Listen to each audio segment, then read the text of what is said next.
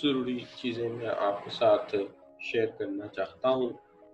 देखिए, सबसे पहले तो जो चीज़ है वो ये है कि जो हम डिस्कशन करना चाहते हैं आज, इसमें अक्सर कुछ सवालात जो बच्चों के मैं मुसलसल फेस कर रहा हूँ, वो ये हैं कि आपकी जो ये स्लाइड्स हैं, ये कहाँ से मिलेंगी?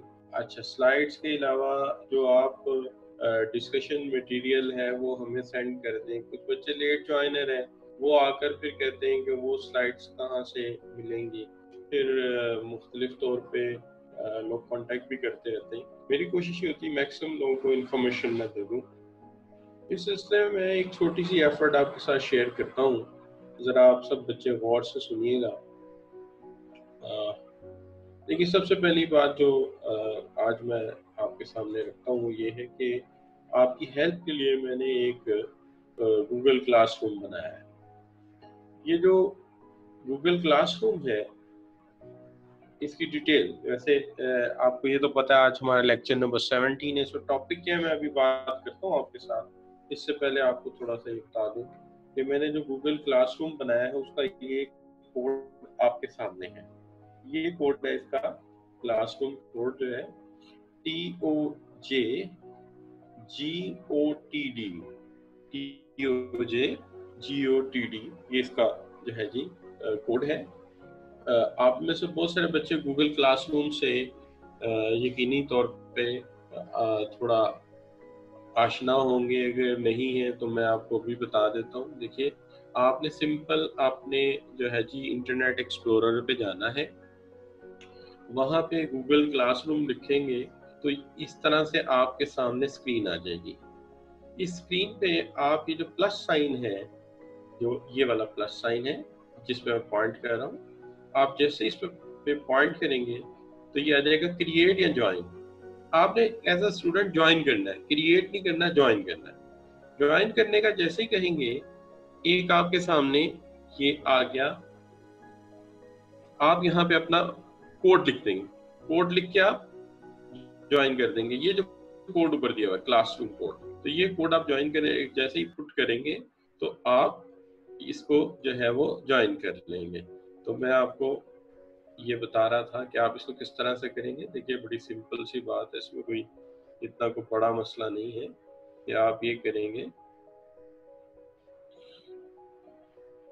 देखिए, आप सिंपली ये करेंगे कि गूगल क्लासरूम लिखेंगे इंटरनेट एक्सप्लोरर पे, यहाँ पे ये आएगा, आप इसको प्लस लिखेंगे, आपने ज्वाइन का बटन दबाना है। ज्वाइन का बटन दबाएंगे तो एक मेन्यू छोटा सा आएगा, उसके अंदर आपने ये जो कोड लिखा है हमारा TOJGOTD यहाँ पुट कर देंगे और यहाँ सेंड का बटन राइट हो जाएगा। तो आप इसको क्लिक कर दीजिएगा, आप क्लासरूम ज्वाइन कर लेंगे। अब जब आप क्लासरूम ज्वाइन कर लेंगे तो देखिए एक चीज़ और, अगर आपको अपना गूगल क्लासरूम बादशाह नहीं मिलता या आपको लगता है कि आपके एक्सप्लोरर में नहीं है, तो आप यहाँ से ये वाला आइकन प्रेस करेंगे तो इसके अंदर होगा। अगर नहीं हुआ तो ये नीचे देखिएगा, अगर है तो ये है क्लासरूम, नहीं है तो मोर में पड़ा होगा, मोर फ्रॉम गूगल, आप ऐड कर लीजिएगा।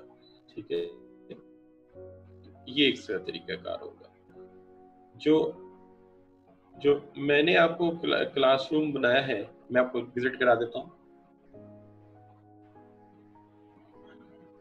देखिए, यहाँ मेरे पास ये आपका FOM ICMAP जो है, ये मेरा क्लासरूम है। ये इसके अंदर सबसे इम्पोर्टेंट चीज़ है क्लास वर्क के अंदर ये सारे आपके लेक्चर का डेटा पड़ा हुआ है। जो मेरी स्लाइड है सारी पड़ी हुई है, ये जो पड़ी हुई है ये देखिए कहाँ से लेके कहाँ तक, इंट्रोडक्टरी लेक्चर से लेके कल जब का जो मैंने लेक्चर देना है, मेरा 18th लेक्चर जो है, वहां तक डेटा पड़ा हुआ है। उसके अलावा ये स्ट्रीम है, स्ट्रीम से मैं आपको मैसेज कर सकता हूँ। यहाँ पे मैं जो लिखूंगा वो आपको सेंड हो जाएगा।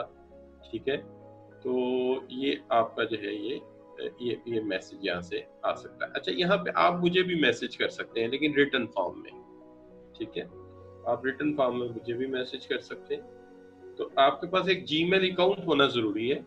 तो जीमेल अकाउंट बनाने के बाद आप इसको ज्वाइन करेंगे तो आप आसानी से इसे ज्वाइन कर लेंगे। तो ये जो है आपका इंशाल्लाह आपकी जो बात है कर रहा था गूगल क्लासरूम में।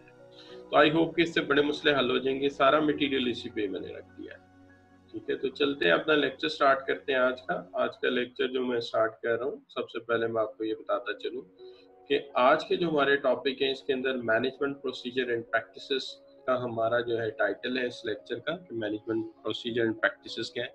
आज हमने termination of contract, last time हमने बात कर ली थी, रिडंडेंसी पे भी कर ली थी। आज हमने यहाँ से शुरू करना था health and safety, equal employment opportunity and diversity. आज फिर बच्चे वही कहेंगे कि फ्राइडे है तो लेक्चर थोड़ा जल्दी वाइंड अप होना चाहिए। मैं कोशिश पूरी करूंगा कि आपको 10-1 मिनट पहले मैं छोड़ दूं। तो सबसे पहले मैं बात वही करूंगा कि हेल्थ एंड सेफ्टी का मामला क्या है। देखिए, हेल्थ एंड सेफ्टी ये है कि जो वर्क प्लेस है वहाँ बहुत सारे ऐसे जो इंस्ट्रूमेंट्स हैं या ऐसी इन्वायरमेंट है जहाँ पर अगर थोड़ी सी केयरलेसनेस दिखाई जाए तो बहुत सारे लोगों का जानी नुकसान हो सकता है और ऑर्गेनाइजेशन का एसेट लॉस हो सकता है। लिहाजा हमने कुछ जो है वो इसके अंदर केयर करनी होती है। लेकिन जहाँ पे भी हम काम करते हैं, हम किसी भी मुल्क में हो, वहाँ की जो स्टेट है उन्होंने यूएनओ चार्टर के अंदर कुछ हेल्थ एंड सेफ्टी रेगुलेशंस बनाए होते हैं। ये जो हेल्थ एंड सेफ्टी रेगुलेशन है, इनका मकसद ये है कि रिस्क को अवॉइड किया जाए और जो लोग वहाँ काम कर रहे हैं उन्हें महफूज रखा जा सके। इस मकसद के पेश नजर हेल्थ एंड सेफ्टी प्रोसीजर बनाए जाते हैं। लेकिन आप यहाँ कंफ्यूज ना होइएगा, स्टेट ने लॉ बनाया है कि हर organisation health and safety regulation follow करेगी। ये लॉ स्टेट का है।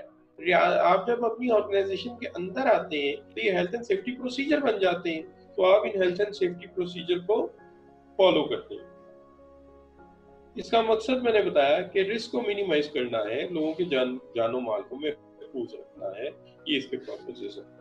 अब जहाँ तक सवाल है कि इसके बेनिफिट्स क्या है, देखिए इसके जो बेनिफिट्स की जब आप बात करते हैं तो इसके बेनिफिट्स में सबसे पहली बात तो ये है कि अगर आप लोगों को महफूज रखेंगे तो किसी भी किस्म का एम्प्लॉयर जो है आपको लीगल ऑब्लिगेशन से बच जाएगा। जब किसी को चोट नहीं लगेगी तो जाहिर है उसको कोई कंपनसेशन क्लेम करने की जरूरत ही नहीं पड़ेगी, ना कंपनसेशन क्लेम करना पड़ेगा और ना ही हेल्थ एंड सेफ्टी ऑब्लिगेशन किसी भी किस्म की जो है वो प्रॉब्लम करेगी। इससे अल्टीमेटली एक्सीडेंट नहीं होगा तो कॉस्ट बच जाएगी आपकी, जो कि इलनेस कॉस्ट है, या आप कह सकते हैं कि एक एम्प्लॉय को जो डैमेज होएगा उसकी कॉस्ट है वो आपकी बच जाएगी। अब आप ये भी जानते हैं कि अगर हेल्थ एंड सेफ्टी कोई इशू होता है और मामला जो है लीगल प्रोसीडिंग में जाता है, कोर्ट में जाता है, तो आप सब बच्चे जानते हैं कि वहाँ पे मीडिया भी आएगा। मीडिया आएगा तो ये मामला, अगर मैं सिर्फ एग्जांपल दे रहा हूँ, यूनिलीवर का है, प्रॉक्टर एंड गैम्बल का है, रैकेट एंड कोलमैन का है या पैकेजेस का है, तो उनका ब्रांड इमेज बुरी तरह हिट होगा। यार ये कैसे केयरलेस लोग हैं, इनको अपने लोगों की कोई परवाह नहीं थी, इन्होंने सेफ्टी प्रोसीजर फॉलो नहीं किए। तो इससे कस्टमर अनॉयड हो जाता है कंपनी से और उसकी सेल्स और उसके बिजनेस पे बड़ा बुरा असर पड़ता है। तो एम्प्लॉयर ये चाहता है कि ऐसा कुछ ना हो।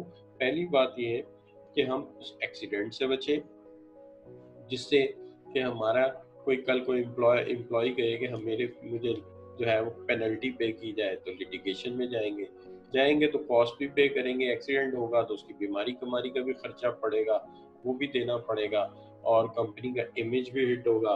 कंपनी का इमेज जाएगा तो अल्टीमेटली आप ये समझते हैं कि बहुत सारे दूसरे मामला जो है वो खड़े हो जाते हैं। और जैसे मिसाल के तौर पे अगर बंदे को ज्यादा चोट लगी है तो उसकी बेवा उसका कंपनसेशन क्लेम कर सकती है, सॉरी बेवा नहीं कहना चाहिए, बीवी कहना चाहिए था, आई एम सॉरी। तो वो हमसे क्लेम कर सकती है कि जी ये मेरा जो है शोहर जो है आपकी वजह से इतना नुकसान हुआ है तो इसको पेनल्टी दीजिए, या फिर वो गुजर गया, जान से चला गया, तो इस तरह के बहुत सारे मामला हो सकते हैं। तो हम नहीं चाहते कि ऐसा कुछ हो। इससे बेहतर ये है कि हेल्थ एंड सेफ्टी प्रोसीजर को फॉलो ही किया जाए और प्रिजर्व किया जाए वेल बीइंग ऑफ एम्प्लॉयज को, और मोराल उनका हाई रखा जाए।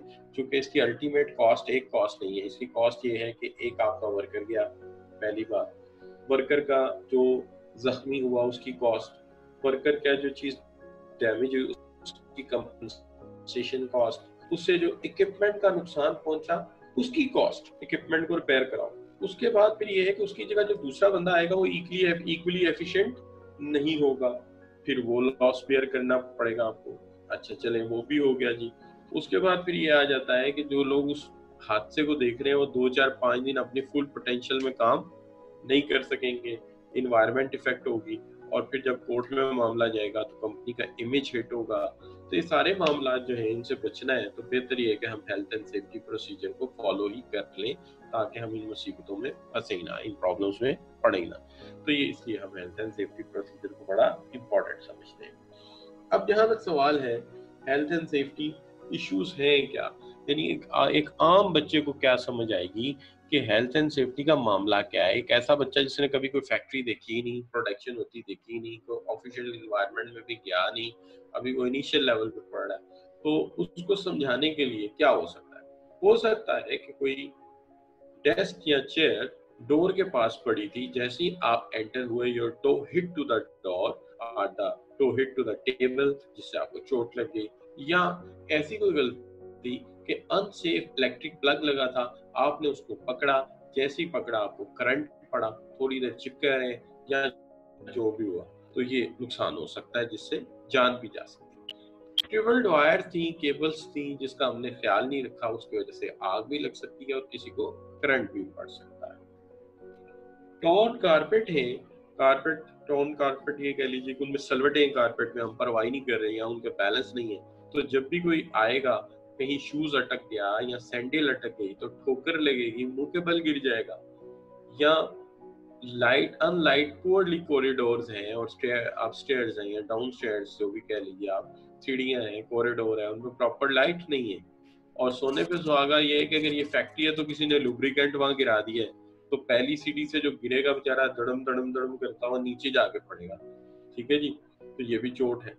या आपकी मेटल कैबिनेट है, बड़ी कैबिनेट है, और आपने उठा के सारी चीजें जो है कैबिनेट के ऊपर रख देते हैं, तो किसी दिन किसी के सर में पड़ेंगी।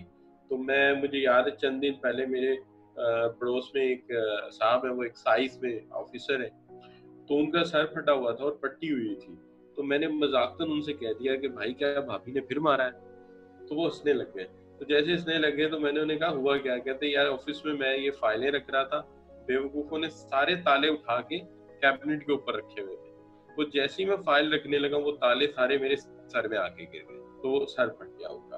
तो ये भी एक डैमेजिंग सिचुएशन हो सकती है। एक चीज ये भी है कि अनट्रेन्ड ऑपरेटर या मशीन यूजर होते हैं, जब आप नए नए होते हैं, ट्रेनी होते हैं, अभी आप इतने रिस्पॉन्सिबल नहीं होते, तो आप खुद भी देखिए, हम छोटे छोटे बच्चे थे ना, तो जो कोई भी बटन होता हम जाके दबा देते थे, नहीं पूछते थे बटन किस चीज का है। मिसाल के तौर पे गली में खड़े हैं तो 2 4 घरों की बेल तो हमें बजा देनी है।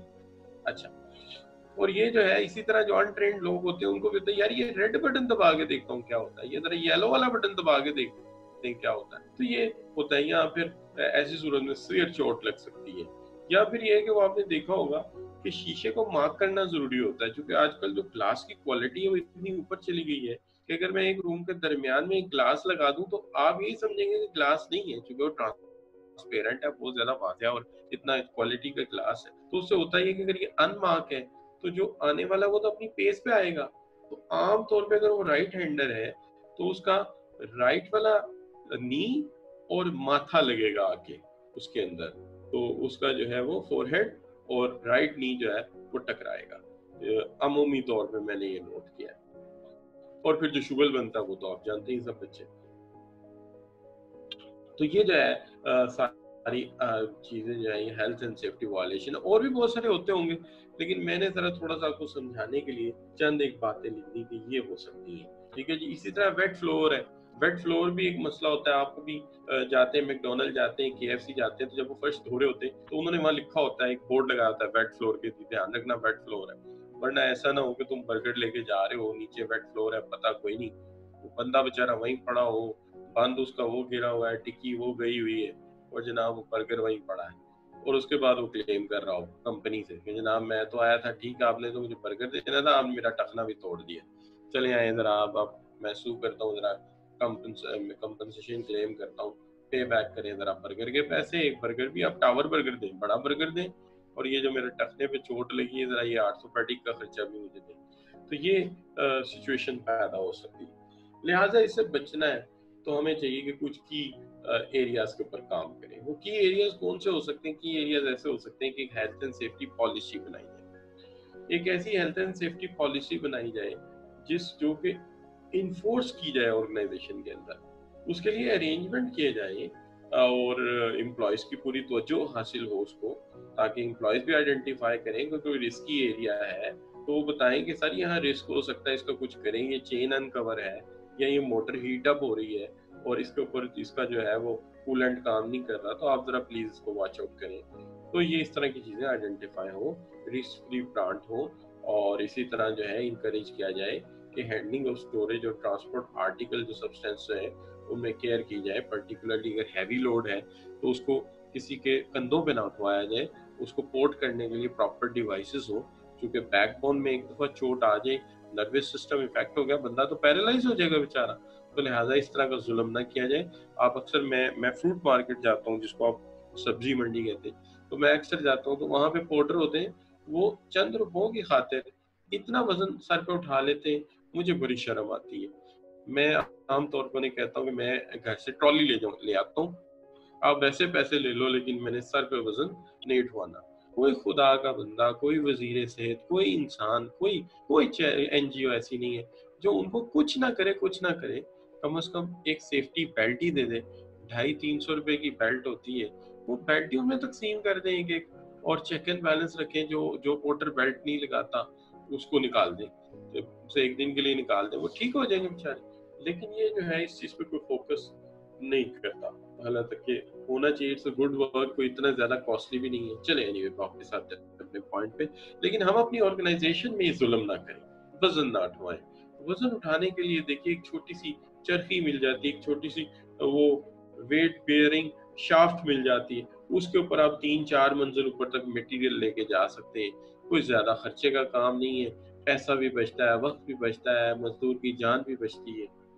अच्छा, इसी तरह हमें इसमें ट्रेनिंग देनी चाहिए, इंस्ट्रक्शंस देनी चाहिए। जैसे हमारे यहाँ अक्सर ये होता है कि जो लाइन मैन है वो बगैर किसी सेफ्टी किट के पोल पे चढ़ जाते हैं, तो इनको ट्रेनिंग दी जाए, इनको सेफ्टी किट यकीनन दी जाती होगी, सेफ्टी किट प्रोवाइड की जाए ताकि उसको वियर करें और फिर पोल पे चढ़े, ताकि माहौल से बचा जा सके। अच्छा, इसके अंदर जो इंटरेस्टिंग बात है वो ये है कि जहाँ वो बेचारा पोल पे चढ़ा होता है, हमारे पर्टिकुलर पंजाब के कल्चर में तो 15-20 बंदे नीचे खड़े होते हैं बिला वजह, और वो उसको तंग कर रहे होते हैं। कोई कह रहा होगा पाई पाई चिड़ी बिछाई। अच्छा, इसी तरह एक वो कोई और कुछ नहीं होगा तो कोई बंदा उसको मशवरा दे रहा होगा, यार ये बुड्ढी तार के साथ अटकी हुई है, ये मुझे पकड़ा दो। तो बेचारे का फोकस होता है, तो ऐसा नहीं करना चाहिए, ये ज्यादती है, जुल्म है। स्पेशली स्टील वर्कर जब कोई काम कर रहा होता है, आप देखिए हमारे यहाँ जब फाइटर पायलट बैठता है उसके अंदर कॉकपिट में अपने जहाज के, तो कितनी सेफ्टी केयर होती है। ठीक है, हम उसको एक किट देते हैं, हम उसको एक पैराशूट देते हैं, यानी जान बचाने की सारी सूरत हाल का हम ख्याल रखते हैं। तो मेंटेनेंस का भी ख्याल रखना चाहिए। तो ये हमारा ख्याल है कि ट्रेनिंग दी जाए ताकि लोगों को पता हो, अवेयरनेस हो कि कितना बड़ा खतरा है। अच्छा, maintenance of safe work place है कि जो वर्क प्लेस है हम उसको मेंटेन करेंगे तो तभी लोगों की जान बचेगी। और फिर ये है कि provision of safe working environment दी जाए, एक ऐसा माहौल जिसमें पीने का पानी, साफ सुथरी लाइटिंग और हिफ्ज़ान सेहत का ख्याल रखा जाए, और एडुकेट जो है वो फैसिलिटीज हो। अगर ये होंगी तो फिर ये मामलात इस तरह से नहीं होंगे। अब एक बात आपसे पूछी जा सकती है कि किसकी रिस्पॉन्सिबिलिटी है ये हेल्थ एंड सेफ्टी। देखिए वैसे तो इसको आप सह तरफा कर सकते हैं, तीन तरफा, एम्प्लॉय की भी है, एम्प्लॉयर की भी है और मैनेजमेंट की भी है। लेकिन दो मेन एंटिटीज हैं जिनका बहुत ज्यादा इसमें रोल है। सबसे बड़ा रोल जो है वो एम्प्लॉयर का है। एम्प्लॉयर का रोल इसलिए इम्पोर्टेंट है कि एम्प्लॉयर को एक तो वो वेज फाइंड आउट करने हैं, ऐसी जगह प्रोवाइड करनी है जहां पर सेफ माहौल हो, सेफ काम हो सके। दूसरा मामला जो है उसका वो ये है कि उससे इन्वायरमेंट को मेंटेन करना है, इन्वायरमेंट के साथ साथ उसे इक्विपमेंट, सेफ्टी इक्विपमेंट और प्रोसीजर बनवाने हैं, और अरेंजमेंट करनी है कि handling, storing, transport of article जो है वो महफूज तरीके से किया जाए, जिससे इंसानी जान का नुकसान ना हो या उसे कोई नुकसान ना पहुंचे, और एडिक्वेट इंफॉर्मेशन, इंस्ट्रक्शन और ट्रेनिंग प्रोवाइड करनी है। ये सारा काम जो है ये एम्प्लॉयर साइड पे है। लेकिन एम्प्लॉय की भी कुछ जिम्मेदारी है। सबसे पहली बात तो ये कि उसकी पहली जिम्मेदारी ये है कि वो अपनी सेहत का ख्याल रखे और अपनी हेल्थ का ख्याल रखे। दूसरी चीज ये है कि वो दूसरों का भी ख्याल रखे, अगर कहीं कोई मसला है तो दूसरों को भी वहां से बचाए और उनकी मदद करे इस मामले में, और उसके साथ साथ वो कोऑपरेट करे हर शख्स के साथ ड्यूरिंग दी ड्यूटी, कि वो कोई भी ऐसा काम ना करे जिससे कि नुकसान हो सकता है। मुझे याद है I was working somewhere in thermal power station Multan, I thought मैं वहां पे था उस वक्त। तो एक एम्बुलेंस मांगी गई हमारे से, तो वो कोट अद्दू हमने भेजी फौरी तौर पे। वहां पे कोई रशियन इंजीनियर थी, she was working with us I think settling some plant over in Kot Addu. He was, अब उसको हम जो है वो हपको का प्रोजेक्ट है और वो अब कैप्को के पास। तो उन्होंने क्या किया कि एक तरफ से फ्लोड ऑफ केमिकल को बंद नहीं किया और दूसरी तरफ से स्टीम वाल भी ऑन कर दिया, और इस तरह डबल वाल ऑन हो गया। तो उसके ऊपर ये वार्निंग थी, क्योंकि मैनुअली था, ऑटोमेटिक नहीं था उस जमाने में, कि आप इस वाल को खोलने से पहले अगला वाल बंद करेंगे। माइंड में उन्होंने उसको मिस ऑपरेट किया, उन्होंने 2 गलत वाल खोल दिए, तो वहाँ ब्लास्ट हो गया। तो ये भी एक बात है कि जो हमारे इक्विपमेंट होते हैं ये बड़े कीमती होते हैं और इंसान भी कीमती है ऑब्वियसली। तो हमें उनकी इंस्ट्रक्शंस को प्रॉपर पढ़ना चाहिए और अपनी पूरी जिम्मेदारी के साथ बाइमी होशो हवास जो इन काम को करना चाहिए, ताकि कोई नुकसान ना हो। तो ये एम्प्लॉय की जिम्मेदारी है, और उसे आइडेंटिफाई करके ये भी बताना है अगर कहीं कोई ऐसा मामला है जहाँ पर के कोई फॉल्ट है, कोई मामला है, तो उसको आइडेंटिफाई करे, तो ये भी इसकी जिम्मेदारी है। अब जहाँ तक सवाल है कि which to if the following are responsible for health and safety in the work place, तो हेल्थ एंड सेफ्टी पे इनमें से कौन से लोग जो है वो ज्यादा ज्यादा कंसिडरेबली इम्पोर्टेंट है या की है, जो जिनको के इस चीज का ख्याल रखना है। तो ये आपसे मैं पूछता हूँ। गलती से मेरा माउस ही क्लिक हो गया। अच्छा एनीवे, चले देख लेते हैं बच्चों ने क्या ऑप्शंस दिया था। क्या आपने क्या ऑप्शन दिया था, ईमानदारी से बताना है। आपने कहा 1 और 3, तो ये बी ऑप्शन है, बिल्कुल ठीक कहा आपने। वैसे क्लिक भी हो गया था मेरे से गलती से। अच्छा चले, ठीक हो गया बच्चों। अब यहाँ तक बात आ गई कि हेल्थ एंड सेफ्टी ट्रेनिंग। देखिए अब हम क्या कर सकते हैं, हम ये कर सकते हैं कि इन लोगों को हेल्थ एंड सेफ्टी ट्रेनिंग दी जाए। ये हेल्थ एंड सेफ्टी ट्रेनिंग जो है, इसके मल्टीपल जो हैं वो फैक्टर्स हैं। इसमें सबसे पहली बात ये है कि हमें आइडेंटिफाई करना है, इंस्पेक्शन करनी है, कौन से मामलात में ज़्यादा एक्सीडेंट्स हो रहे हैं। जिन मामलात में ज़्यादा एक्सीडेंट्स हो रहे हैं, हेल्थ एंड सेफ्टी कमेटी को डिस्कस करने चाहिए, और इन्हीं मामलात को सबसे पहले हमें ट्रेनिंग की तरफ लाना चाहिए। So very important issue, the areas about which, वो एरियाज जहाँ पर ज़्यादा एक्सीडेंट्स पाए जा रहे हैं, जहाँ पर ज़्यादा जो है वो क्लैशेस पाए जा रहे हैं, वहाँ पर इनका काम ये बनता है कि ये ट्रेनिंग अरेंज करें। अब जो ट्रेनिंग है वो फुल फ्लेज एक प्रोग्राम होना चाहिए। शॉर्ट टर्म तो उसको चलना ही चाहिए, लेकिन लॉन्ग टर्म भी इसको साथ ही साथ हमें लोगों को याद कराते रहना चाहिए। और उसके लिए हमें पॉइंट नंबर 2 मैंने लिखा है कि रिफ्रेश कोर्सेज भी कराते रहना चाहिए, क्योंकि इंसान की फितरत का खासा है कि जितना बड़ा मर्जी हादसा हो जाए, जितनी मर्जी अहम मालूमात हो, कुछ अरसे बाद फिर उसकी मेमोरी वॉश आउट हुई होती है। तो लिहाजा उसको बार बार याद कराना पड़ता है कि भाई इसका जरा ख्याल रखना है, इसका जरा ख्याल रखना हो। जैसे हमारे मौलवी साहब है ना, 5 वक्त भी नमाज पढ़ने चले जाओ, अच्छा तब भी वो दूसरे तीसरे दिन हमें याद कराते रहते हैं, यार नमाज बड़ी इंपॉर्टेंट है, इसे छोड़ना नहीं है। तो ये क्यों? क्योंकि इंसान की फितरत है कि वो ठीक हो गए फिर खराब हो जाता है, लिहाजा उसे बार बार रिफ्रेशिंग कोर्सेज कराते रहो। अच्छा उसके बाद ये कि टॉप मैनेजमेंट को पूरी सपोर्ट करनी चाहिए। वो तमाम जो इंग्रेडिएंट्स हैं, वो तमाम जो चीज़ें हैं ये कोर्सेज के लिए चाहिए, वो प्रोवाइड करनी चाहिए, ताकि हम लोगों को इस मसले से बचा सकें। तो ये बड़ा इम्पोर्टेंट बात थी यहाँ पे जो मैं कर रहा था, ये ट्रेनिंग कोर्सेज दिए जाए। इसके बाद आ जाता है कि देखिए यहाँ पे बाकायदा तौर पे एक हेल्थ एंड सेफ्टी कमेटी होती है और हेल्थ एंड सेफ्टी मीटिंग्स होती रहती है। देखिए जो बड़ी ऑर्गेनाइजेशन है वहां पर तो बाकायदा तौर पे एक हेल्थ एंड सेफ्टी ऑर्गेनाइजेशन और एक हेल्थ एंड सेफ्टी कमेटी बनाई जाती है।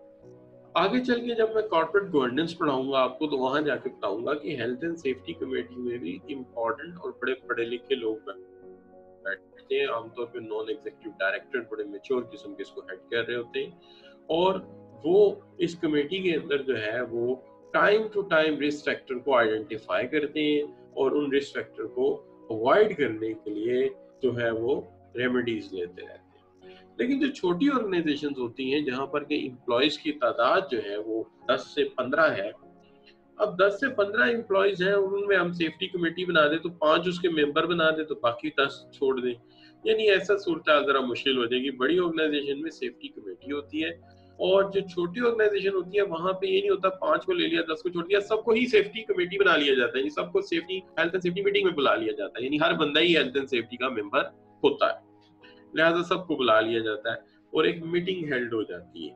ये मीटिंग इसलिए होती है कि ताकि अगर कोई चीज किसी को नहीं पता तो सबको कन्वे हो जाए। तो मैं रिपीट कर देता हूँ, बड़ी ऑर्गेनाइजेशन में हेल्थ एंड सेफ्टी कमेटी बनाई जाती है जहाँ एम्प्लॉयज की तादाद हंड्रेड्स ऑफ में होती है। लेकिन छोटी ऑर्गेनाइजेशन जहाँ 10 से 15 एम्प्लॉयज होते हैं वहां पे कमेटी नहीं बनाई जाती, बल्कि हर बंदे को ही हेल्थ एंड सेफ्टी मीटिंग में बुला लिया जाता है, जितने भी एम्प्लॉयज हैं 15 के 15 या 20 के 20। क्योंकि छोटी ऑर्गेनाइजेशन है, कहाँ हम पब्लिकेशंस करें, इंस्ट्रक्शंस लिखें और फिर फॉरवर्ड करें, बेटर ये हर बंदे को वही बुला लें ताकि मालूमात मिल जाए। लेकिन बड़ी ऑर्गेनाइजेशन में बाकायदा तौर पर एक हेल्थ एंड सेफ्टी कमेटी बनाई जाती है। अब यहाँ पे ये जो छोटा सा इशू है वो मैं इसको कवर करता हूँ और यानी वाइंड अप करना चाह रहा हूँ। अब यहाँ पे आपके मैं कमेंट्स ले लेता हूँ कि क्या हेल्थ एंड सेफ्टी के इश्यूज की आपको समझ आ गई? जी प्लीज आप कमेंट्स कर दीजिए। ठीक है, नबील कर दे, ठीक है जी, हीला कर दे, ठीक है, अनम कर दे। तो जरा प्लीज आइडेंटिफाई कर दीजिए कि आपको ये बात समझ आ गई। ठीक हो गया बच्चों, तो ये बिल्कुल ये ठीक हो गया। तो फिर हम अगले टॉपिक की तरफ बढ़ते हैं। वैसे भी आज फ्राइडे तो हमें हरी अप होना चाहिए, जरा और जल्दी करनी चाहिए। तो हम चलते हैं जी अगला टॉपिक। अगला टॉपिक है हमारा equal opportunity. Equal opportunity, equal opportunity का हमारा टॉपिक है। इक्वल अपॉर्चुनिटी से मुराद जो है वो ये ली जाती है। वैसे सबसे पहले तो मुझे इसकी थोड़ी सी बैकग्राउंड आपको बतानी चाहिए।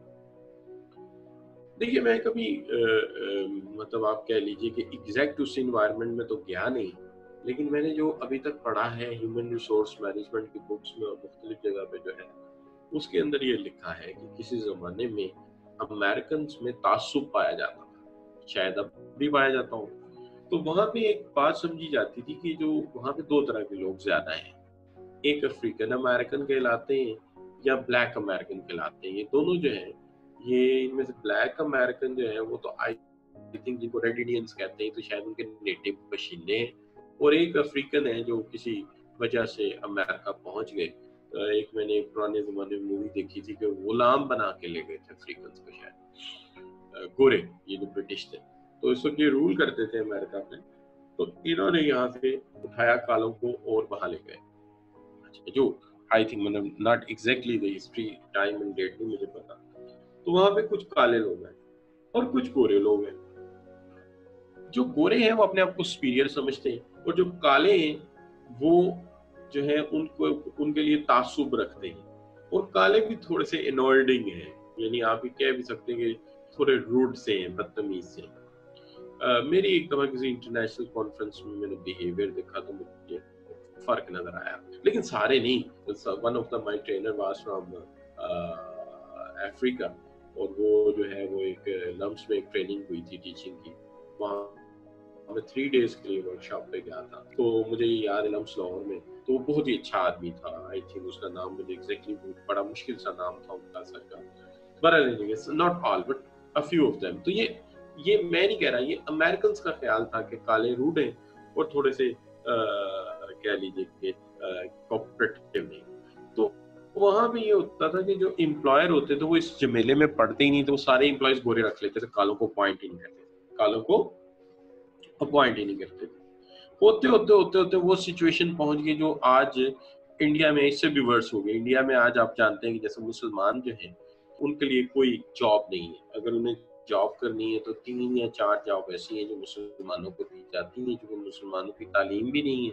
क्योंकि जब से पाकिस्तान मुस्लिम ये दुनिया इंडिया बना, ये जो आप कह लें 47 में, उसके बाद से मुसलमानों का तो वहाँ रोजी रोटी का मसला ही हल नहीं हुआ आज तक। तो वहाँ के जो हालात है वो ये होते हैं कि मुसलमान या तो स्वीपर बन सकता है, या ये जो गटर साफ करने वाला है ये बन सकता है, या संतरी बादशाह बन सकता है। कोई छोटी मोटी उसको वो जॉब दे देते हैं, नाइब कासिद की जॉब दे देते हैं। तो मुसलमानों के साथ कोई अच्छा सलूक नहीं, तो उनकी जो गुर्बत है वो बढ़ती चली गई। इसके ऊपर एक वो रिपोर्ट है, doctor Aslam Qureshi was head of Pakistan ideology society, तो वो उन्होंने एक दफा मुझे बताया था, मैंने देखी नहीं।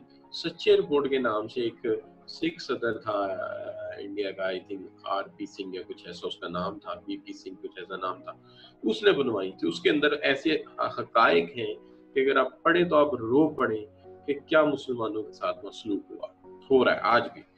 अच्छा एनीवे, अब ये जो से ये कोरोना फैला है तो तब तो आपको बिल्कुल पता चल गया होगा, और कश्मीर इशू पे तो बिल्कुल ही आपको वाज़ेह हो गया होगा। तो ऐसी सूरत हाल में यही हालात वहां पे थे कि काल इतने बुरे नहीं, लेकिन कालों को जॉब नहीं मिलती। तो अमेरिकन ने एक लॉ बनाया जिसको कहते हैं equal employment opportunity. Equal employment opportunity का जो लॉ बनाया, इस लॉ के अंदर हम इसको इक्वल अपॉर्चुनिटी कहते हैं, क्योंकि एग्जैक्टली हमें अमेरिकन लॉ तो नहीं पढ़ना।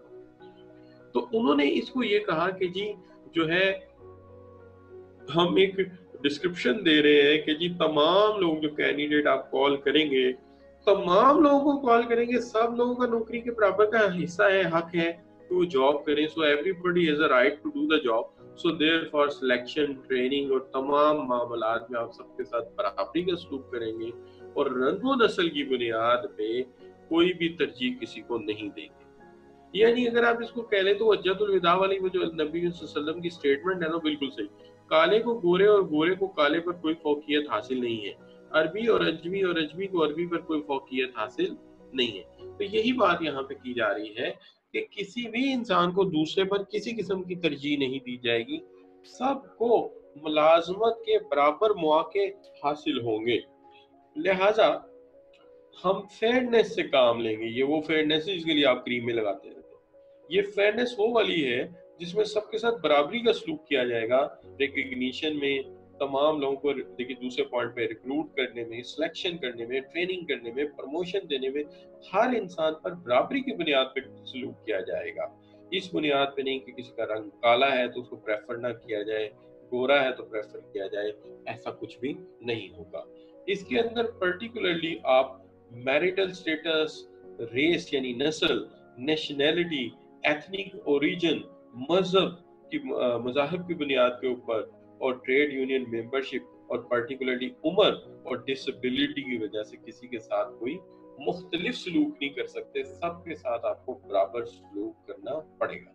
इस मकसद को सिर्फ यहाँ तक नहीं रखा जाएगा, इसके पेश नज़र क्राइटेरिया बनाए जाएंगे, रिटर्न प्रोसीजर बनाए जाएंगे जो इंश्योर करेंगे कि आप जो भी प्रोसीजर फॉलो कर रहे हैं उसके अंदर आप मेरिट को फॉलो कर रहे हैं, फिटनेस को फॉलो कर रहे हैं, कॉम्पिटेंस को फॉलो कर रहे हैं, और आप अकॉर्डिंग टू लॉ काम कर रहे हैं। आप किसी भी किस्म की प्रायोरिटी किसी को नहीं दे रहे। इसी तरह इक्वल अपॉर्चुनिटी पॉलिसी और ट्रेनिंग प्रोग्राम जो है वो इंश्योर करेगा कि तमाम जिम्मेदारियां और तमाम वर्किंग जो भी रिसोर्सेज हैं और अपॉर्चुनिटीज हैं वो सबको बराबरी की बुनियाद पे मिल रही हैं। किसी को दूसरे पर कोई प्रायोरिटी नहीं दी जा रही। सिर्फ सिलेक्शन ट्रेनिंग नहीं, सिर्फ जॉब सिलेक्शन नहीं, बल्कि उसके आगे आने वाले मामला जैसे परफॉर्मेंस अप्रेजल हो गई, जैसे कि कोई आप कह लीजिए ट्रेनिंग एंड डेवलपमेंट हो गई, इन तमाम मामलात में किसी को किसी पर कोई प्रायोरिटी दी नहीं जा सकेगी। तो ये हमारा बुनियादी इसके अंदर मकसद होता है। अब यहाँ पे जो आम तौर पे लेजिस्लेशन है जो डिस्क्रिमिनेशन को अवॉइड करती है, मुख्तलिफ मुल्कों में मुख्तलिफ है। मैंने इनको एक जगह सम अप किया है इस सेंस में कि आपको समझा सकूं कि कैसे लॉज बनाएंगे इसके लिए जिससे डिस्क्रिमिनेशन को खत्म किया जा सके। देखिए, अगर आप ये कहते हैं कि इसको अवॉइड करने के लिए मेरे पास कोई तरीकाकार हो सके, तो इसके अंदर सबसे पहली बात तो ये है कि एम्प्लॉइज जो है वो बिल्कुल हमारे लिए बराबर हैं। लिहाजा किसी जेंडर की बुनियाद पे कि वो लड़का है या लड़की है, मर्द है या औरत है, हम उसकी पे मुख्तलिफ नहीं कर सकते, हमें इक्वल वैल्यू देनी है तमाम लोगों, ठीक है जी। तो डील्स नॉट ओनली विद पे बट अदर टर्म्स में भी हम डिस्क्रिमिनेट नहीं कर सकते। अच्छा, अब देखिए सेक्स डिस्क्रिमिनेशन भी नहीं हो सकता। जैसे बाज मुल्कों में मर्दों की तादाद बहुत कम है, औरतों की तादाद बहुत ज्यादा है। जैसे आप मॉरिशस को देख लें, आप जर्मनी को देख लें, तो वहां पे अक्सर ये होता है कि मर्द हजरात मर्दों को इंटरव्यू में प्रायोरिटी दे जाते हैं। उसकी वजह ये है कि मर्दों की तादाद थोड़ी है, तो वो अपने जो है स्ट्रेंथ ऐड करने के लिए या सही मिक्स मेल एंड फीमेल करने के लिए अक्सर रायत दे देते हैं जेंडर। तो वो कहते हैं कि इस तरह का डिस्क्रिमिनेशन नहीं किया जा सकता। मेल को सैलरी ज्यादा दी जाती है, फीमेल को कम दी जाती है। हमारे पर्टिकुलर कल्चर में टॉप लेवल की सीट्स पे ऐसा होता है, मर्दों को प्रायोरिटी दी जाती है और जो स्टार्टिंग सीट्स है उसमें फीमेल को प्रायोरिटी दी जाती है। तो ये मना है, डिस्क्रिमिनेशन नहीं हो सकता। इसी तरह प्रोहिबिशन जो है on the ground of race नस्ल को कहते हैं, नेशनैलिटी कौमियत को कह सकते हैं, कलर जो है आप उसको कॉम्प्लेक्शन कह सकते हैं, तो इसकी बुनियाद पे नहीं हो सकता। और इसी तरह से आप डिसेबिलिटी की बुनियाद पे किसी को कम पे नहीं दे सकते कि ये हैंडीकैप है या इसे कलर ब्लाइंड है तो लिहाजा इसको पे कम कर दी जाए, ऐसा नहीं आप कर सकते। आपको सबके साथ बराबरी का सलूक करना है। तो इसको हम कहते हैं ये है आपका इक्वल एम्प्लॉयमेंट अपॉर्चुनिटी।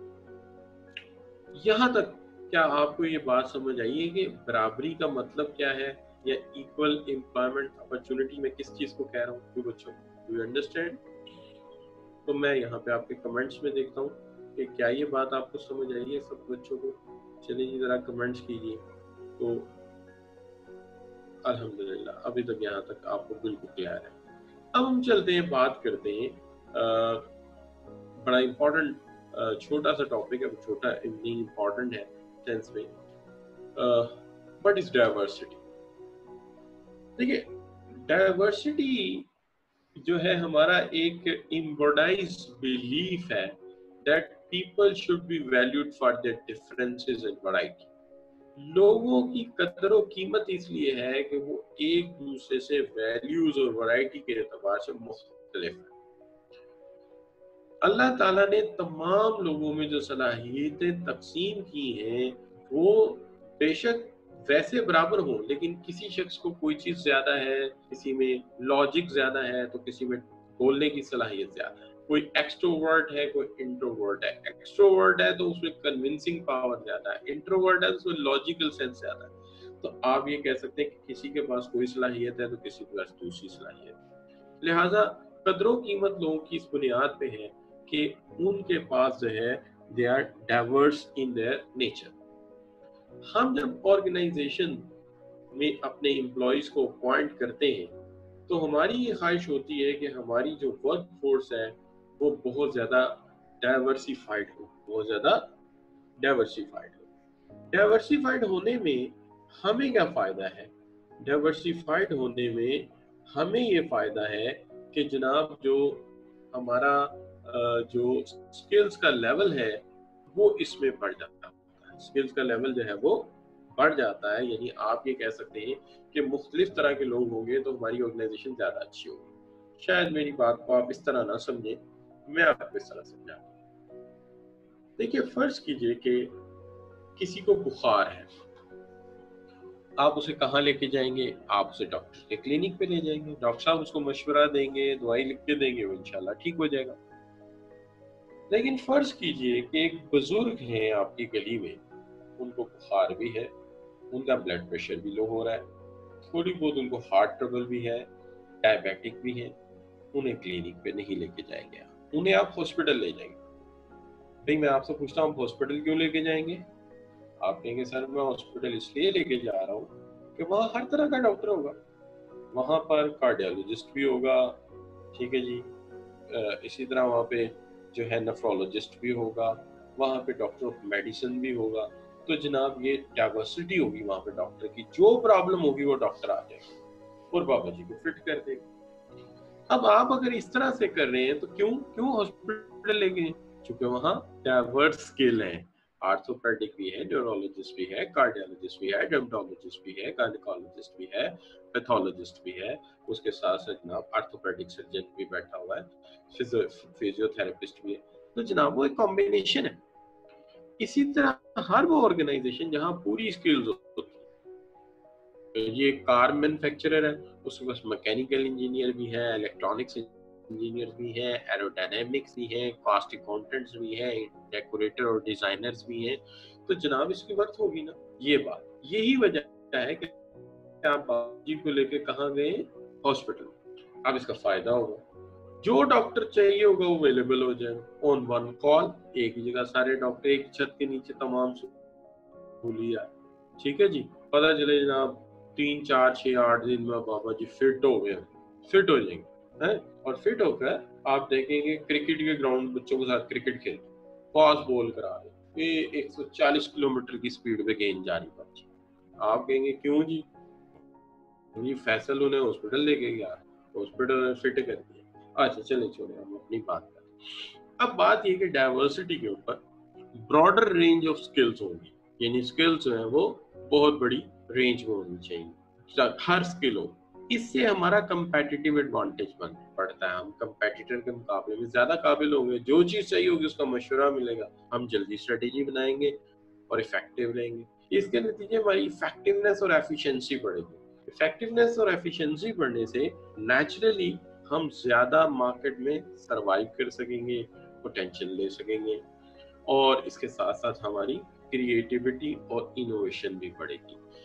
अब मैंने हमेशा ये देखा है कि मुख्तलिफ स्किल्स के लोग जब इकट्ठे होते हैं तो क्रिएटिविटी ज्यादा होती है। आप कहेंगे सर कोई मिसाल दे दें। इस सबसे बड़ी मिसाल तो मैं आपको दे सकता हूँ ग़ज़वा खंदक की। नबी करीम सल्लल्लाहु अलैहि वसल्लम बैठे, जंग का मामला हो रहा है, दुश्मन हमलावर होने वाला है, नबी करीम सल्लल्लाहु अलैहि वसल्लम कहते हैं हाँ जी आए जी जरा मशवरा करें। अब अरब की तारीख में खंदक खोदने का आइडिया कभी हो ही नहीं सकता था, लेकिन बोलते हैं हजरत सलमान फारसी रज़ी अल्लाह ताला आके आइडिया देते हैं कि जी 3 तरफ पहाड़ हैं, या एक तरफ जरा नहीं है, वहां पे हम सिक्योरिटी गार्ड खड़े कर देंगे, या 3 तरफ पहाड़ है, आगे एक खंदक खोद देते हैं, दुश्मन आएगा खंदक पार नहीं कर सकेगा, आगे बढ़ेगा हम तीर छोड़ देंगे। ठीक है जी, तो ये क्या है, क्रिएटिविटी। अब देखिए अगर वो फारस से ना आए होते तो ये टेक्निक अरब को आनी नहीं थी। तो जब भी मुख्तलिफ जगह से मुख्तलिफ लोग इकट्ठे होते हैं तो क्रिएटिविटी पैदा होती है।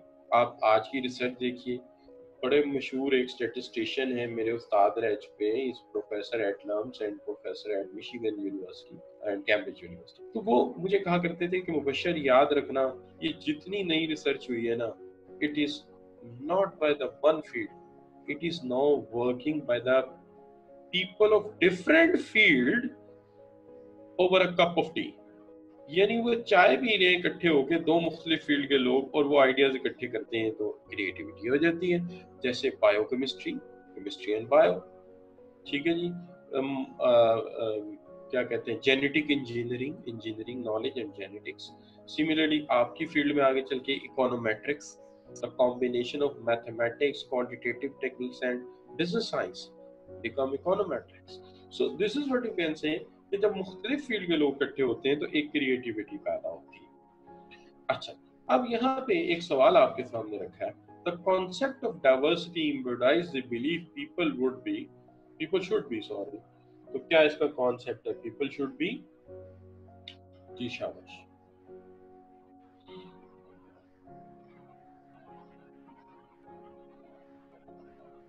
जी बिल्कुल सही, तमाम बच्चे ठीक कह रहे हैं। D valued for their difference and variety. ठीक, लोगों की कदर कीमत है कि चूंकि मुख्तलिफ तरह के लोग होंगे, वैरायटी होगी आपके पास, तो आपकी ऑर्गेनाइजेशन की वैल्यू बढ़ेगी, वर्थ बढ़ेगी। ठीक हो क्या बच्चों? अब यहाँ पे एक छोटा सा कॉन्सेप्ट जो जिसका ताल्लुक डाइवर्सिटी के साथ भी है और इक्वल एम्प्लॉयमेंट अपॉर्चुनिटी के साथ भी है, रिप्रेजेंटेटिव वर्कफोर्स। रिप्रेजेंटेटिव वर्कफोर्स का आइडिया मैं आपको यूं समझाता हूं कि फर्ज कीजिए मैं एक बिजनेस सेट करता हूं। इस बिजनेस को जब मैं सेट करता हूं तो इसके अंदर मैं तय करता हूं कि मुझे 10 वर्कर्स की जरूरत है, आई नीड 10 वर्कर्स। ये जो 10 वर्कर्स की मुझे जरूरत है ये कौन से होने चाहिए? अच्छा देखिए, मैं जब इसको रिप्रेजेंटेटिव वर्कफोर्स की सेंस में देखता हूँ, विद एन एक्सक्यूज मैं आइडिया देने जा रहा हूँ, with a short span of time, हो सकता है कुछ मिसिंग कर दूं। अच्छा, तो मैं कहता हूँ कि 4 वर्कर पंजाब से होने चाहिए और 3 वर्कर सिंध से होने चाहिए। ठीक है जी, 3 वर्कर सिंध से, 7 हो गए जी। एक केपीके से ले लेते हैं और 2 हम जो है एक बलूचिस्तान से ले लेते हैं, 2 केपीके से ले लेते हैं। एक रह गया, वो हम यूजुअल बलूचिस्तान से ले लेते हैं। तो इसका मतलब मैंने एक रिप्रेजेंटेटिव वर्कफोर्स बनाई है जिसके अंदर मेरे नेशन के तमाम फेसेस नजर आ रहे हैं। इसको कहते हैं रिप्रेजेंटेटिव वर्कफोर्स।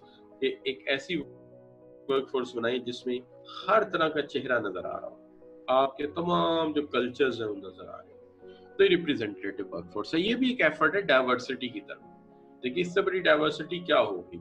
जो बलूचिस्तान से आएंगे उनके पास उस तरह के आइडियाज होंगे, जो केपीके से आएंगे उनके पास अपने एरियाज के आइडिया होंगे, पंजाब के लोग होंगे, सिंध के लोग होंगे, बलूचिस्तान की एक रिप्रेजेंटेशन होगी।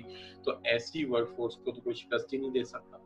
क्यों? कि अगर ये यूनाइट हो गए तो इससे बड़ा तो यूनिटी कोई नहीं, मजबूत यूनिटी कोई नहीं। तो ये बच्चों रिप्रेजेंटेटिव वर्कफोर्स है कि उसके अंदर, अच्छा अमेरिकन ने जो इसके अंदर कहा था, उन्होंने ये कहा था कि हर 3 के बाद चौथा वर्कर काला नजर आना चाहिए। वही मसला जो मैंने डिस्कस किया, हर 3 के बाद चौथा वर्कर ब्लैक, ताकि पॉपुलेशन के मुताबिक उन्हें जॉब मिलती है।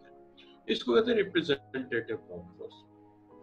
रिप्रेजेंटेटिव वर्कफोर्स में टॉलरेंस फॉर इंडिविजुअल डिफरेंसेस बढ़ता है, कम्युनिकेशन इफेक्टिवली हो जाती है और एक ऐसा माहौल बनता है जिसके अंदर हम एक दूसरे की वैल्यूज, एक दूसरे की अखलाकियात, एक दूसरे के मजहब, एक दूसरे की जो एथनिक वैल्यूज है उनकी रिस्पेक्ट करते हैं। लिहाजा यहाँ हमें मैनेजरियल स्किल्स काफी चाहिए होती है और एक डाइवर्स टाइप की फैमिली बनती है जिससे एक हमारा वाइटल कल्चर क्रिएट होता है। तो ये फायदा हमें डाइवर्स वर्कफोर्स रखने का। यही वही बात, फिर क्रिएटिविटी भी ज्यादा होगी और आपके पास सजेशन वैरायटी भी बड़ी अच्छी आएगी। इसको हम कहते हैं ये डाइवर्स वर्कफोर्स। यहाँ पे आके ना सिर्फ ये टॉपिक फिनिश हो जाता है, बल्कि आपके जो 3 बड़े ग्रिड हैं कोर्स के, उनमें से एक ग्रिड कवर हो जाता है। मैं अगर खुद तरतीब देता इस कोर्स को तो मैं पहले ऑर्गेनाइजेशन स्ट्रक्चर और कल्चर पढ़ाता, लेकिन यहाँ पे सिचुएशन ये थी कि मैं ये चाहता था कि एक सेक्शन तो कम से कम कवर हो जाए। तो उसका जो कुछ अगला टॉपिक कुछ सेक्शन बी में पढ़ा था वो मैंने वहां से पिक करके अटैच करके एक दफा एक टॉपिक को वाइंड अप कर दिया। अब जब मैं अपना नेक्स्ट लेक्चर शुरू करूंगा, अभी मेरे पास 5-1 मिनट और है, मैंने कहा था मैं 1:20 पे आपको छोड़ दूंगा, तो अभी आप लेक्चर में रहे, जाना नहीं आपने। अच्छा, तो मैंने आपसे ये कहा था कि एक तो कल जब मैं शुरू करूंगा लेक्चर तो मैं आपके साथ बात करूंगा on the topic of group. यहाँ से हमारा सेकंड ग्रेड शुरू हो जाएगा, लेकिन इससे पहले मैं आपके साथ कोर्स आउटलाइन का थोड़ा सा रेफरेंस शेयर करूंगा कि आपको पता चले कहाँ तक हमने काम कर लिया है, इस वक्त कहाँ पे है और आगे हमने कहाँ मूव करना। तो ये मैं आपके साथ कल शेयर करूंगा। अब इसके साथ जो आपका मामला है ग्रुप का, इसकी सिर्फ डेफिनेशन आज पढ़ लेते हैं, बाकी कल कर शुरू करेंगे इंशाल्लाह। देखिए, ग्रुप का मामला क्या है। आप एक तो बात मानेंगे कि मुश्किल काम हो तो इंसान कहता है यार अकेले नहीं होना चाहिए, ज्यादा लोग होने चाहिए, एक ग्रुप होना चाहिए। ग्रुप की एक खूबी ये होती है कि इसमें हर शख्स एक दूसरे से इंटरैक्ट करता है। तो आप कहेंगे सर आम हजूम, अच्छा आम हजूम में नहीं करता। आप जाके गली की जरा नुक्कड़ पे खड़े हो जाएं या आप किसी कॉर्नर पे खड़े हो जाएं, बहुत सारे लोग आपस में बात कर रहे होंगे लेकिन कुछ लोग साथ खड़े होंगे बात नहीं कर रहे होंगे। आप किसी शादी में चले जाएं, किसी जलसे में चले जाएं, बहुत सारी लोगों की कलेक्शन होगी लेकिन बहुत सारे लोग नहीं, मेजोरिटी लोग एक दूसरे से बात नहीं करेंगे। ग्रुप में ऐसा नहीं होता, ग्रुप में हर शख्स दूसरे से इंटरेक्ट करता है। दूसरी बात, ग्रुप में जितने भी लोग होते हैं हम उन्हें साइकोलॉजिकली एक दूसरे को जानते होते हैं, नफ्सियाती तौर पे आप जानते हैं कौन क्या है, कैसा है, अग्रेसिव है, हम्बल है, कैसा है, आप अवेयर होते हैं। तीसरी बात, आप सबसे इंपॉर्टेंट बात है, you perceive themselves to be a group. आप अपने आप को एक ग्रुप समझते हैं, यानी ग्रुप के गिर्द एक दायरा होता है। उस दायरे के अंदर आप जानते हैं कि who is in and who is out. अगर ग्रुप के बाहर का बंदा आके आपसे कोई बात करे या आपके किसी ग्रुप मेंबर से बात करे, आप फौरन कहते हो यार वो बाहर का आदमी है। कहाँ बाहर का आदमी है? It means that you know who is in who is out. So group के गिर्द एक दायरा होता है। एक बात ये होती है, ग्रुप हमेशा किसी ना किसी इंटरेस्ट की वजह से बनता है। ग्रुप हमेशा किसी ना किसी इंटरेस्ट की वजह से बनता है। तो चार बातें हैं। ग्रुप में हर बंदा एक दूसरे से बात करता है, नफ्सियाती तौर पे एक दूसरे को जानता है, वो गुस्से वाला है, हम्बल है, क्या है, और वो अपने आप को एक ग्रुप समझते हैं। उन्हें पता है who is in who is out, और उनका एक इंटरेस्ट है जिसकी वजह से वो एक ग्रुप का हिस्सा बने। और ग्रुप की जो नीचे मैंने एक्सप्लेन किया है, 2 or more than 2 पर्सन, 2 या 2 से ज्यादा person who interact with one another, जो एक दूसरे से बात करते हैं, such that each person influenced and is influenced by the each other person, जिसके अंदर एक बंदा दूसरे पर असरअंदाज होता है और दूसरों का असर कबूल करता है, यानी दूसरों से असर लेता है। ऐसी सूरत में जरा गौर फरमाइएगा, आप जैसे ही गंदे बच्चों में जाकर खड़े होते हैं, वालिदैन को फिक्र क्यों पड़ जाती है? वालिदैन को फिक्र इसलिए पड़ जाती है कि ग्रुप 2 या 2 से ज्यादा लोगों का होता है, इसमें ये उनसे बात भी करेगा, क्योंकि ग्रुप में हर बंदा एक दूसरे से बात करता है। ये अपना असर उन पे छोड़ेगा और उनका असर कबूल करेगा। तो जब उनका असर कबूल करेगा, तो अगर वो अच्छे बच्चे नहीं तो क्या होगा? आप भी बिगड़ जाएंगे। ये होती है बात ग्रुप में। बहरहाल इस टॉपिक को हम तफसील के साथ बात करेंगे अपने कल के लेक्चर में इंशाअल्लाह। आज आपको मैं 10 मिनट का ग्रेस टाइम दे रहा हूँ, क्योंकि बहुत सारे बच्चे जुम्मे के लिए मैसेज कर देते हैं मुझे पहले से ही। तो मैं इसको वाइंड अप कर रहा हूँ सिर्फ इस बात के साथ कि आप सब जरा आज के लेक्चर को रेट कर दीजिए। शाबाश, कैसा रहा आज का लेक्चर आपके लिए? शाबाश। तो मोस्टली बच्चे कह रहे हैं awesome and good sir. Tehreen Zulfiqar कह रहे हैं, तहरीन जुल्फकार कह रही हैं, और गुड कह रहे हैं। शेख उस्मान कह रहे हैं 101%। आउटस्टैंडिंग कायनात कह रही हैं। नबील ऑसम कह रहे हैं। तना जवेद ग्रेट कह रही हैं। थैंक यू वेरी मच बच्चों। खुशनूर जो है आउटस्टैंडिंग कह रहे हैं, ठीक है, बहुत अच्छा था। दुआ रज़ाक कह रही हैं, और सैयद यासिर फैंटास्टिक कह रहे हैं। जो एरिया आउटस्टैंडिंग कह रही हैं। रहीला गुड सर कह रही हैं, और बॉबी वेल डन कह रहा है, और जो है मियां अरसलान इनक्रेडिबल कह रहा है। थैंक यू वेरी मच जी। अल्हम्दुलिल्लाह वहदा। तो कल इंशाल्लाह आप लोगों से मुलाकात होगी। अब्दुल्ला जफर ने भी तारीफ की है, बहुत शुक्रिया बच्चों, thank you very much. See you इंशाल्लाह टुमारो जी। Thank you very much. अल्लाह हाफिज।